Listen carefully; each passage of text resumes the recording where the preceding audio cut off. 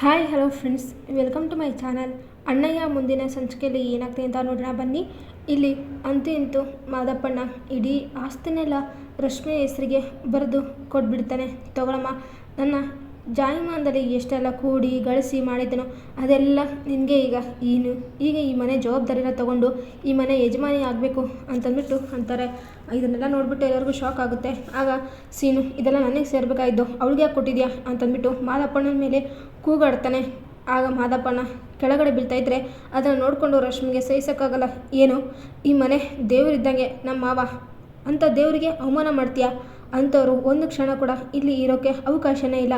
ನೀನಂತೂ ಇಲ್ಲಿ ಇರಲೇಬಾರ್ದು, ನಡಿ ಇಲ್ಲಿಂದ ಅಂದ್ಬಿಟ್ಟು ಆಚೆ ಹಾಕಕ್ಕೆ ಹೋಗ್ತಾಳೆ ರಶ್ಮಿ. ಏಯ್, ನೀನು ಅವಳೆ ನನ್ನ ಆಚೆ ಹೋಗು ಅನ್ನೋಕ್ಕೆ?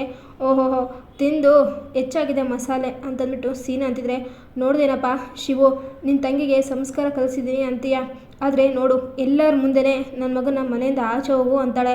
ಇನ್ನು ನೀವು ಯಾರು ಇಲ್ದಾಗೆ ನಮ್ಮನ್ನ ಸುಮ್ಮನೆ ಬಿಡ್ತಾಳ ನಿನ್ನ ತಂಗಿ ಅಂದ್ಬಿಟ್ಟು ಲೀಲಾ ಅಂತಿದ್ರೆ, ಅತ್ತೆ ನೀವು ಯಾರು ಇಲ್ದಾಗೆ ಏನೇನೆಲ್ಲ ಮಾಡಿರೋ ವಿಚಾರಗಳು ಈಗ ಆಲ್ರೆಡಿ ಎಲ್ಲರಿಗೂ ಸತ್ಯ ಗೊತ್ತಾಗಿದೆ, ನೀವೇನು ಮಾತಾಡೋ ಅವಶ್ಯಕತೆ ಈಗಿಲ್ಲ ಅಂದ್ಬಿಟ್ಟು ರಶ್ಮಿ ಸರಿಯಾಗಿ ಲೀಲು ಮಾತಿಗೆ ತಿರುಗೇಟು ಕೊಡ್ತಾಳೆ.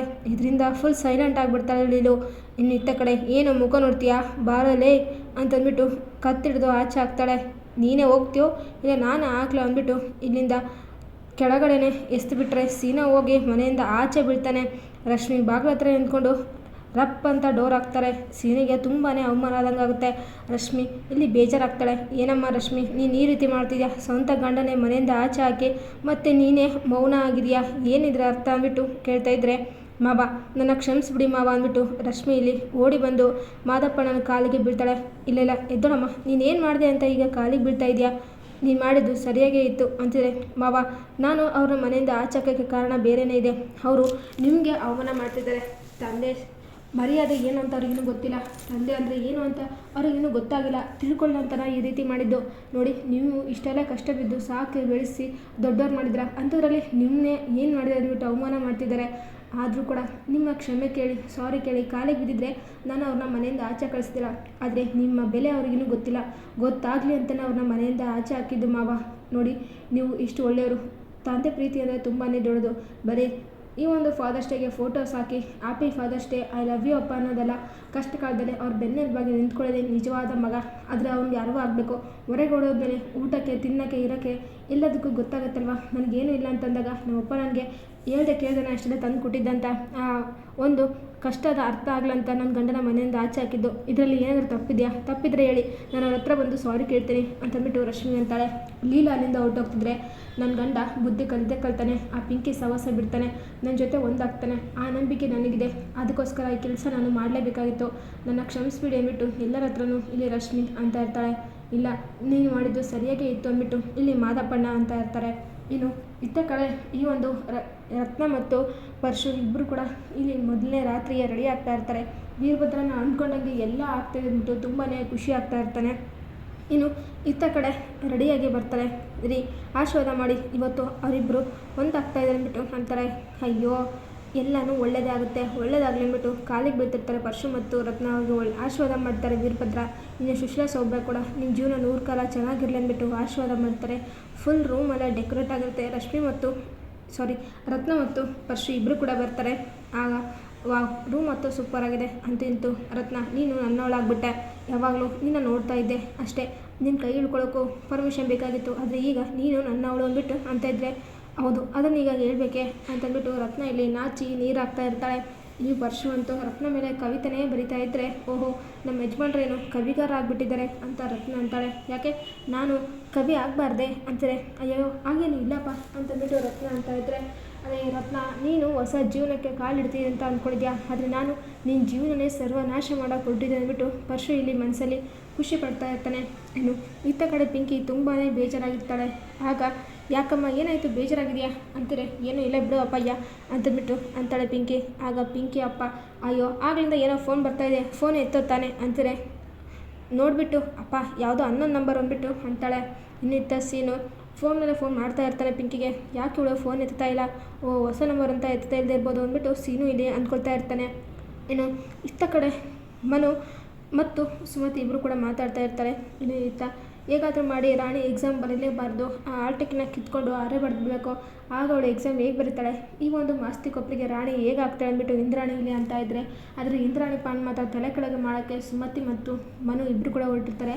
ಹಾಲ್ ಟಿಕೆಟ್ನ ಜೋಪಾನವಾಗಿ ತಮ್ಮಲ್ಲೇ ಇಟ್ಕೊಂಡಿರ್ತಾರೆ. ಇಲ್ಲಿ ಇಂದ್ರಾಗೆ ತುಂಬಾ ಬೇಜಾರಾಗ್ತಾ ಇರುತ್ತೆ. ಆ ರಾಣಿ ಏನಿದ್ರು 10ನೇ ಕ್ಲಾಸ್ ಎಕ್ಸಾಮ್ ಬರೆದ್ಬಿಟ್ಟು ಪಾಸ್ ಆಗಿಬಿಟ್ಲು ಅಂದ್ಕೊಂಡ್ರೆ ಮುಗೀತು. ಆ ಅಜ್ಜಿ, ಆ ಮುದುಕಿ ಈ ಒಂದು ಪೆದ್ದು ಮತ್ತು ಆ ತಿಕ್ಳು ರಾಣಿನೇ ಮಾಡಿಬಿಡ್ತಾರೆ ಮಾಸ್ತಿ ಕೊಪ್ಪಳಿಗೆ.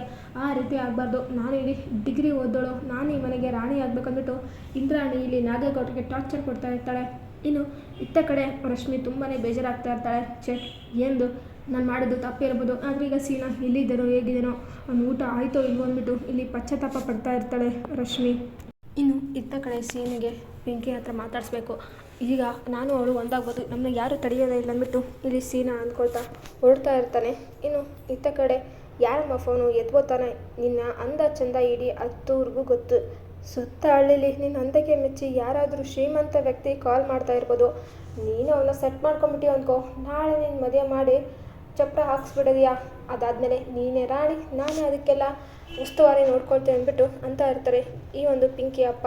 ಆಗ ಪಿಂಕಿ ಅಪ್ಪ ಅವ್ರ ಕೆನ್ನೆಗೆ ಬಾರಿಸ್ಬಿಟ್ಟು, ಪಿಂಕಿ ಅಪ್ಪ ಏನು ಮಾತಾಡ್ತಿದ್ಯಾ, ಸ್ವಲ್ಪ ಅವ್ರು ಗೊತ್ತಿದೆಯಾ ನಿನಗೆ, ನಾನು ಸೀನ್ ಅಂದ ಚಂದ ಆಸ್ತಿ ಎಲ್ಲ ನೋಡಿಬಿಟ್ಟೆ ಅವರು ನನ್ನ ಹಿಂದೆ ಬೀಳೋ ಥರ ಮಾಡಿದ್ದು, ನನ್ನ ಪ್ರಾಣ ಹೋದ್ರೂ ಪರವಾಗಿಲ್ಲ, ನನಗೆ ಸೀನು ಬೇಕು, ಸೀನಿನ ಆಸ್ತಿನೂ ಬೇಕು ಅಂತಂದ್ಬಿಟ್ಟು ಪಿಂಕಿ ಅಂತಾಳೆ.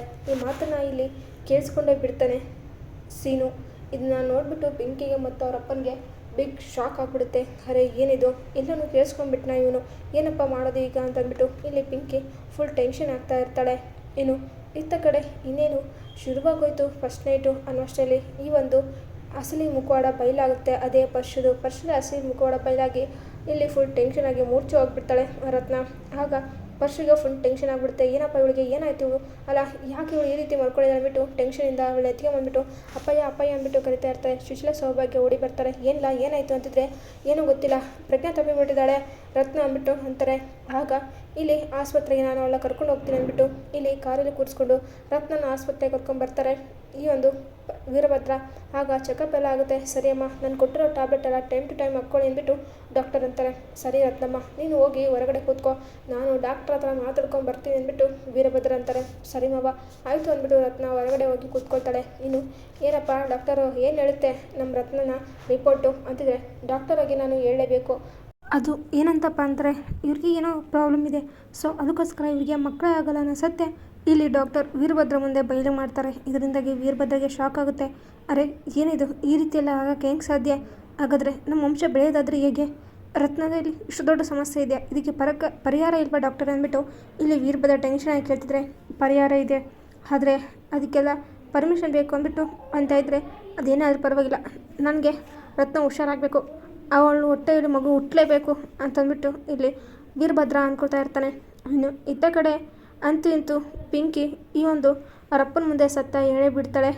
ಸೀನನ್ನು ಪ್ರೀತಿ ಮಾಡೋದು ಬರೀ ಫೇಕ್ ಅನ್ನೋ ಸತ್ತ ಸೀನಿಗೆ ಗೊತ್ತಾಗಿ ಕೋಪ ಮಾಡಿಕೊಂಡು, ನೀನು ನಿಂತಳು ಅಂತ ಗೊತ್ತೇ ಇದ್ದಿಲ್ಲ, ನೀನು ತುಂಬಾ ಒಳ್ಳೋಳು, ನೀನು ನನ್ನ ಆಸ್ತಿಗಲ್ಲ ನನಗೋಸ್ಕರ ಪ್ರೀತಿ ಮಾಡಿ ಅಂದ್ಬಿಟ್ಟು ನಾನು ನಮ್ಮ ಮನೆಯವರೆಲ್ಲರೂ ಎದುರ್ಕೊಂಡು ನಿನ್ನಿಂದೆ ಬಂದೆ, ಆದರೆ ನೀನು ಸರಿಯಾಗಿ ಮರ್ಯಾದೆ ಕೊಟ್ಟೆ. ಇವತ್ತು ರಶ್ಮಿನ ನಮ್ಮ ಮನೆಯಿಂದ ಆಚೆ ಹಾಕಿಲ್ಲ ಅಂದರೆ ನಿನ್ನ ಮುಖೋಡ ಬಯಲೇ ಆಗ್ತಾ ಇದ್ದಲ್ಲ, ಒಳ್ಳೆಯದಾಯಿತು, ನಮ್ಮಪ್ಪ ಅಷ್ಟು ಕಷ್ಟ ಬಿದ್ದು ಪಾಪ ಮಾಡಿರುವಂಥ ಆಸ್ತಿ ನಿನ್ನ ಒಂದು ಬಾಯಿಗಿಟ್ಟು ಸರ್ವನಾಶ ಆಗಿಬಿಡ್ತಿದ್ದೆ ನಾನು ಅಂದ್ಬಿಟ್ಟು ಇಲ್ಲಿ ಅಲ್ಲಿಂದ ಗುಡ್ ಬಾಯ್ ಹೇಳಿ ಪಿಂಕಿ ಮತ್ತು ಪಿಂಕಿ ಅಪ್ಪಗೆ ಸರಿಯಾಗಿ ಮಾರಿ ಹಬ್ಬ ಮಾಡಿ ಸೀನಾ ಮನೆಗೆ ಬರ್ತಾ ಇರ್ತಾರೆ. ಮನೆಯಲ್ಲೆಲ್ಲರೂ ಕೂಡ ಇನ್ನು ಮಲ್ಕೊಂಡಿರಿದ್ರೆ ಎಲ್ಲರೂ ಕೂಡ ಊಟನ ಮಾಡದೆ ಎದ್ದಿರ್ತಾರೆ. ಆಗ ಸೀನಾ ಬಂದಿದ್ದು ನೋಡಿಬಿಟ್ಟು ಶಾಕ್ ಆಗುತ್ತೆ. ಅಣ್ಣ ಬಂದ ಅಂದ್ಬಿಟ್ಟು ಇಲ್ಲಿ ಭಾನು ಅಂತಾಳೆ. ಆಗ ಸೀನು ಅಲ್ಲಿಗೆ ಬರ್ತಾನೆ. ಮಾದಪ್ಪನಿಗೆ ಮತ್ತು ನೀಲಿಗೆ ತುಂಬಾ ಖುಷಿಯಾಗುತ್ತೆ.